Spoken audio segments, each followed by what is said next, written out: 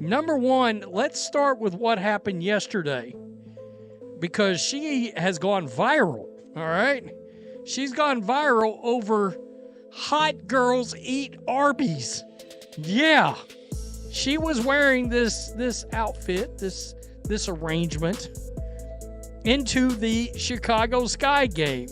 Of course, the Indiana Fever, I would like to say, beat the brakes off the Sky, but really it felt like they underachieved a good bit yesterday. What you get is the most chaotic, curly-fried, cloud-infused moment in modern sports marketing, and it's got layers thicker than a deluxe beef and cheddar.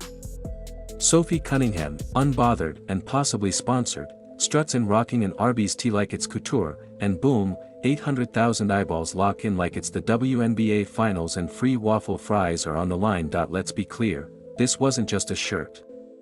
It was a statement. A meme.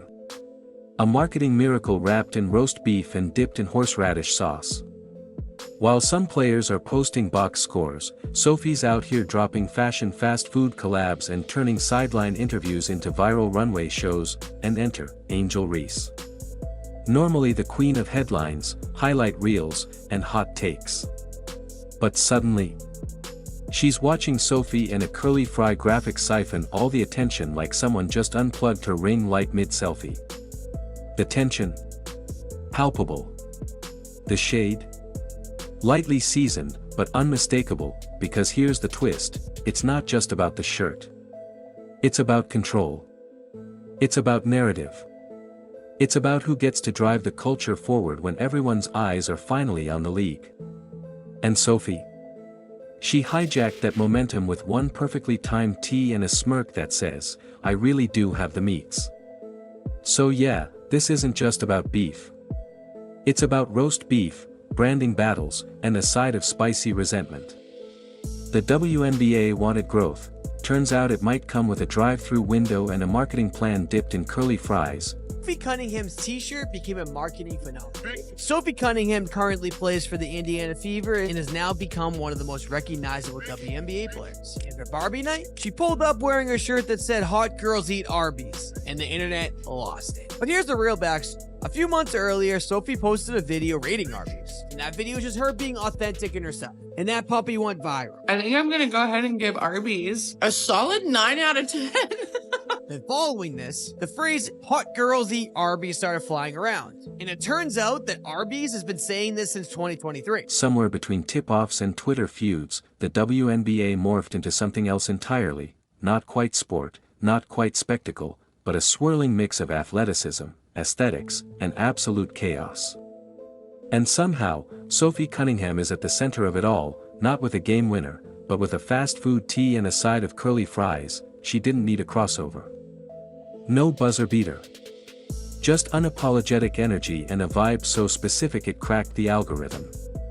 While others chase narratives, Sophie is one, walking meme, marketing fever dream, and chaos ambassador all in one. The irony? She's not fighting the drama. She's thriving in it. While the league wrestles with identity, Sophie quietly rewrote the script with a shirt, a smirk, and enough internet heat to outshine the scoreboard. In a league craving attention, she didn't just play the game, she became the moment. Somebody that has gotten ridiculously popular this year with the Indiana Fever. I made a prediction that she was going to be the second most popular player on this team by the end of the year. And then, of course, there was the big incident during the Connecticut Sun game. And by the end of that game, she was known as Caitlin Clark's enforcer, right? The one that's got her back. At times, it feels like the only one that's got her back, if I'm being quite honest. Exactly. While half the league is busy manufacturing drama and choreographing content like it's a reboot of Basketball Wives, Sophie's out here printing receipts. Literally and metaphorically, she's not begging for engagement. She is the engagement. No filters, no focus groups, just straight from the hip honesty wrapped in roast beef and internet gold. And the wildest part? It's working. Because in a league desperate to find its breakout identity, Sophie Cunningham said, "Cool, I'll do it in a t-shirt." While others chase clout in designer fits and subtweet sagas, she's sitting courtside in curly fries and clarity. It's not even anti-brand. It is the brand. And somehow, it's become the most authentic thing the league has going, not polished, not curated, just real. Turns out, you don't need drama when you've got delivery. Sophie Cunningham has broken the internet in multiple ways over the last day. All right, the other day, before the Chicago Sky game, this Barbie, and let's be real, let's be honest. If you were going to cast somebody as Barbie, there's a good chance you'd take a long, hard look at Sophie Cunningham. Exactly. Sophie Cunningham is the glitch in the WNBA matrix. She's not part of the curated, collab-heavy, sparkle and soundbite machine that so many players have quietly bought into. She's a walking contradiction to the unofficial league rulebook: no filters, no finesse, no fakery, and that terrifies people, because when someone like Sophie cuts through the noise without playing the game behind the game, without aligning herself with the right girls group chat, or dropping motivational quotes like mixtapes, it exposes how much of the current W culture is just that: curated, constructed, performative. She's not waiting for a panel invite. She is the panel. Sophie gaining traction isn't just surprising to the league. It's inconvenient. Because she didn't kiss the ring. She just showed up, dropped 20, wore an Arby's tee, and let the internet do what it does best: pick a favorite chaos agent, and the real kicker: she means it. It's not a gimmick. It's not a calculated, relatable queen rollout. It's Sophie being Sophie, which is why fans trust her, and why the league's PR machine doesn't quite know whether to embrace her or brace for impact. Let's talk about Arby's. She is now on the Arby's payroll. Decided that it was a match made in roast beef heaven. Hot girls eat Arby's. No knock on Arby's, Sophie, but if you give Arby's 9 out of 10, I'll take you to Racks. I'll buy you some Racks, and I think you will find that hot girls probably eat Racks. Arby's has a new spokeswoman, and it just so happens to be Sophie Cunningham. Yeah, that's right. Sophie Cunningham, who took to her social media to discuss how much she enjoyed a trip that she made to Arby's. And exactly. That's the uncomfortable center of the whole conversation, the truth hiding in plain sight. The WNBA says it wants growth, attention, respect.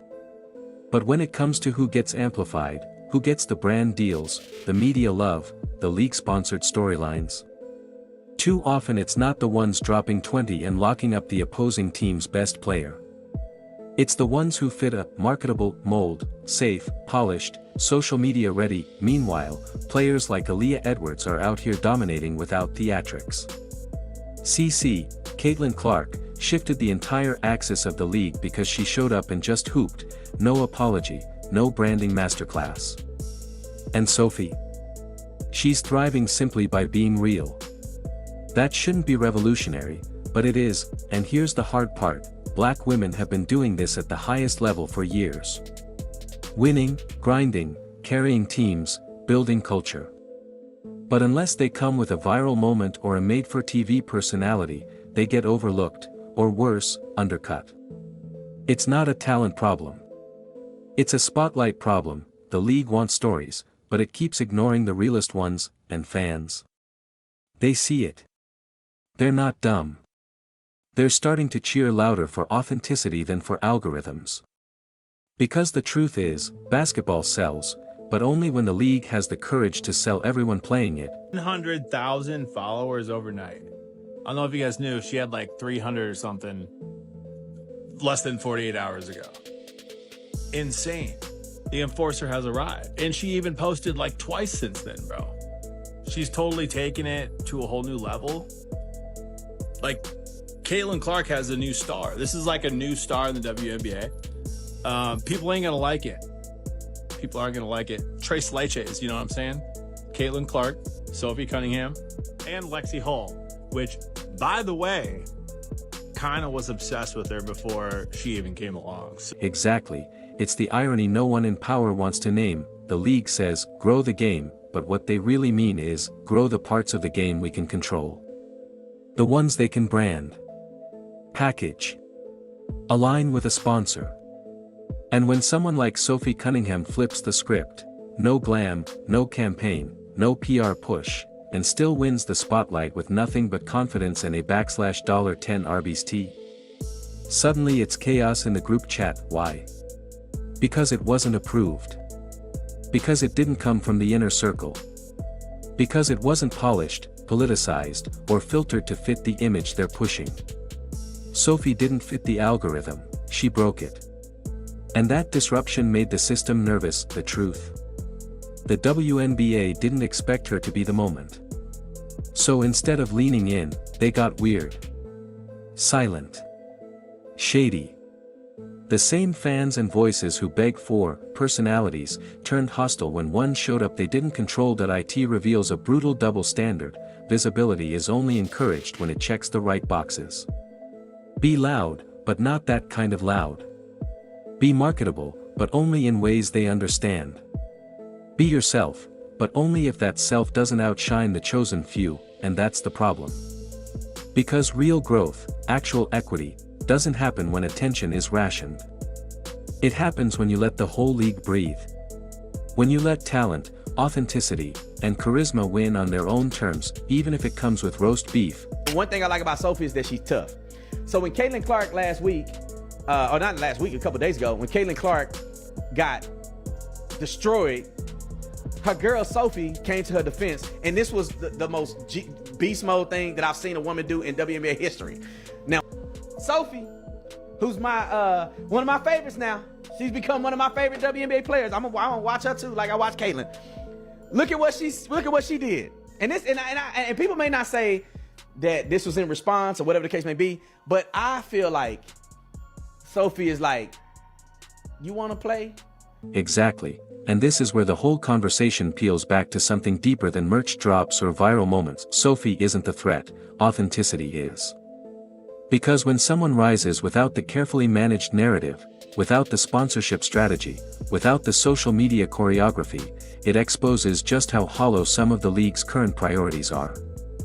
She didn't follow the script, and yet, here she is, moving merch and shaking up the ecosystem just by being herself. But here's the inconvenient truth. Sophie represents a blueprint that can't be controlled, and that's uncomfortable for a league and media machine that still clings to polished packaging as the gold standard for marketability. And the bigger question is the one you hit right on the head. Why is authenticity threatening? Because it levels the playing field. It means charisma and connection don't have to be engineered. It challenges the idea that visibility must be earned through drama, aesthetics, or influencer-level branding. And it forces uncomfortable reflection on who's really being amplified, and who's being overlooked despite having game, grit, and greatness. It also puts the spotlight back where it belongs, on the ones who grind every day, who lead without theatrics, who ball out with no camera crew in sight.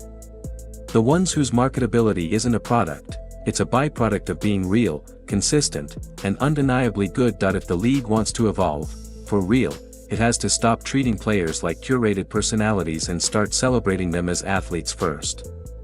That means giving flowers to the women who show up and show out, without having to stage a spectacle, because maybe fans aren't tired of women's sports, maybe they're just tired of the performance art around it. And Sophie? She didn't flip the league. She just held up a mirror. To the arena yesterday, wearing that. There she is right there. Let's just bring this up. Over at Tater Report. There she is right there. Hot girls eat Arby's. I can only imagine, and I have no idea. I would assume this is some kind of sponsorship with Arby's, right? Right there. I don't know. The roast beef sandwich jokes just sort of write themselves at this point. And just like that, I want a cheddar melt. Exactly, this wasn't some happy accident. This was calculated authenticity, and that's what makes it even more impressive. Sophie didn't just go viral. She earned it, in the most unconventional, non-manufactured way possible, by knowing exactly what fans are starved for, something real. While everyone else was playing checkers with clout, Sophie played chess with culture. She saw the noise, the glam, the posturing, and sidestepped all of it by simply being relatable, funny, and grounded. No filters. No drama. Just vibes, hustle, and a fast food tea that said more than any media training ever could, and that's the real twist, she didn't just break the mold. She exposed it, because in a league obsessed with polish, the raw truth ended up being the most powerful brand of all. Sophie didn't chase relevance, she redefined it.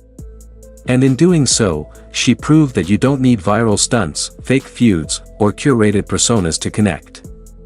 You just need to know who you are, and have the courage to show up as that, unapologetically, and yeah, she might have done it in an Arby shirt. But let's be honest, that shirt had more game than half the league's content calendar. Say that when you are good at basketball, you're pretty, and you got grit, those three things make you bad to the bone. And I think this is one of it's new trends that's going on in the WNBA, in my personal opinion, is that not only will you be good at basketball, but you also, some of these women will look like women, right? And used to look like dudes. But now they look like beautiful women that are playing basketball. And one thing I like about Sophie is that she's tough. Exactly. Sophie's not surfing chaos, she's steering it. That she's not just reacting to the moment, she's shaping it. Every move, every post, every t-shirt, calculated, not clout chased. And that's what separates her. While others scramble to stay relevant through drama or forced branding, Sophie stays cool, consistent, and intentional. That Arby shirt wasn't just merch, it was a message. You don't need theatrics to be iconic, and yeah, it rattles people. Because if you strip away the noise, what's left? For some, not much. But for Sophie, it's presence, poise, and purpose. That she's proof that visibility doesn't have to be messy. That you don't need to be polarizing to be powerful. That adding value will always outlast chasing attention. She's not fighting the current of the Caitlin Clark era, she's flowing with it, amplifying it, elevating it without hijacking it. That's the real blueprint. And whether the league wants to admit it or not, Sophie just handed them the playbook, in curly fries and confidence. Let's take a look, because Arby saw this and decided that it was a match made in roast beef heaven. Like, not bad. They weren't dissuaded, obviously, by the little shade that she threw at them there between enjoying her yummy sandwich, saying that she went away, she doesn't have it often for obvious reasons. Well, what are those obvious reasons, Sophie? Anyway, she is now on the Arby's payroll. Exactly. Sophie didn't chase the spotlight, she strategized her way into it. She clocked the shift, Caitlin bringing in a tidal wave of new fans, the enforcer, Reese, owning her narrative with unapologetic force, and a league suddenly filled with attention, but not always direction. While others got caught up chasing clout or reacting in real time, Sophie paused, observed, and executed. Quietly. Effectively. Brilliantly. No flashy PR team. No drama-fueled feuds. No, look at me, antics, just a roast beef tea and a deadpan delivery that said, I know exactly what I'm doing. She didn't play the fame game by their rules. She rewrote the rules. And now she's winning, not because she's the loudest, but because she's the sharpest. Authenticity is her brand, and in a league drowning in over-curated content, that's gold. She didn't beg to go viral. She made herself impossible to ignore. If you can see right here, that's Sophie Cunningham. She is the teammate of the year, or at least the Caitlin Clark she is, after Caitlin Clark was pushed to the ground and poked in the eye in the first half of a game against the Phoenix Mercury. She actually, late in the game, assaulted one of the Phoenix Mercury players in retaliation. And fans loved it. They ate it up. Because look at this. If you look closely, her following on TikTok went from over 300,000, which was great, to almost well over 800,000, probably at 1 million now. Exactly. That's what's rattling the system. Sophie didn't stumble into relevance. She earned every ounce of it with timing, clarity, and intention. She saw the spotlight shift and didn't rush to stand in it. She positioned herself so well that the light had no choice but to find her, and now the usual gatekeepers are scrambling, because the formula they swore by, drama, volume, aesthetics first, isn't working the same anymore. The audience is evolving. They want players who feel real, who ball hard, who don't treat every media appearance like a reality show casting call. Sophie, CC, Aaliyah, they're not just rising. They're exposing how shallow the old blueprint was. And that's uncomfortable for the ones who built their entire persona on curated chaos.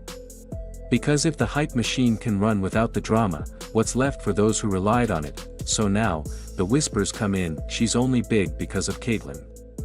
She got lucky. She's not marketable long-term. Nah. Sophie didn't ride a wave, she read the tide before it came in and built the board. And now that it's working, some folks would rather discredit her than admit they got outplayed, but the fans? They see it. They feel it, and they're choosing her, not because she's loud, but because she's legit.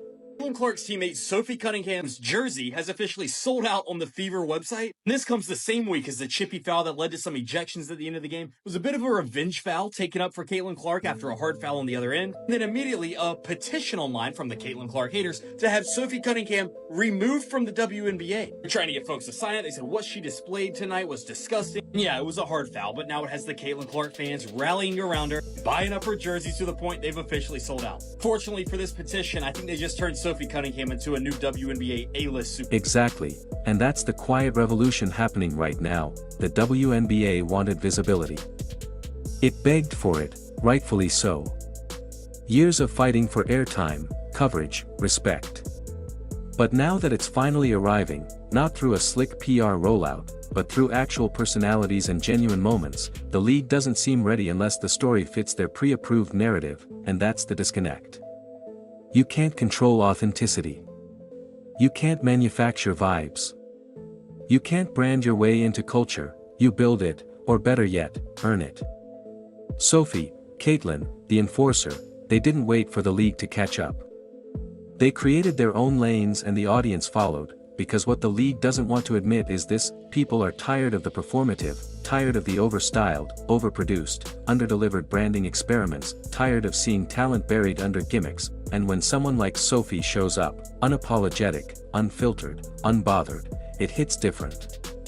It reminds people what they've been missing. And it makes the facade around everyone else suddenly feel loud and hollow. That's why the spotlight keeps finding her. She's not chasing it. She earned it, and that, more than anything, is what's making the old playbook obsolete. Sophie Cunningham's jersey is going to sell out tonight. The people have been waiting for this. If the refs are not going to do their job, the players are going to have to be the enforcers themselves. This game was chippy from the beginning, and the refs did not do their job. Exactly. The league should be studying Sophie like she's the syllabus. She's not just a success story, she's a masterclass in modern sports marketing done right, authenticity without arrogance, relatability without gimmick, strategy without desperation. She's cracked the code, and instead of amplifying it, the league's leadership seems too distracted by its own tired formula, one that confuses attention with impact, and assumes fans want noise instead of substance. But fans are smarter than that. They don't want their passion fed through a PR blender. They want players who respect the game and respect them. Sophie isn't some anomaly who lucked into virality.